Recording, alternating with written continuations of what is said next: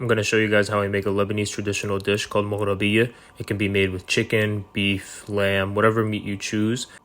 It consists of the broth of the meat you choose, chickpeas, and semolina white pearl dough, which can be found in stores, either fresh or dried. I'm using dried for this recipe. I started off by soaking dried chickpeas overnight and putting them on boiling water so they can basically cook through. And then I'm going to brown some chicken with all the herbs that I showed in the video. I'm going to have this full recipe on my description. This is a big batch, so I'm going to do a smaller batch for this. And then I am going to just let that brown and let the juices come out of the chicken. I also added an onion and some lemon peels, and then you'll see the chicken here is browned.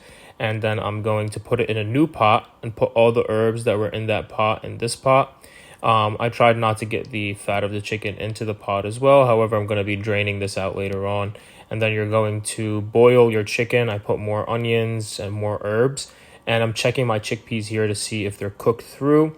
I don't want them to be super mushy, just perfectly cooked. And here is the semolina dough pearls. I'm going to boil them because they are dry and let them steam up.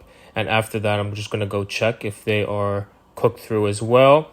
I'm using pearl onions. You can use any type of onion in this. I like pearl onions because they're more aesthetically pleasing. And here I'm going to just saute them in some butter, get them a little brown. After that, I'm going to take that out. And then I'm going to throw that butter out because I didn't have clarified butter at the time. Put new butter in, and I'm going to just saute these pearls as well.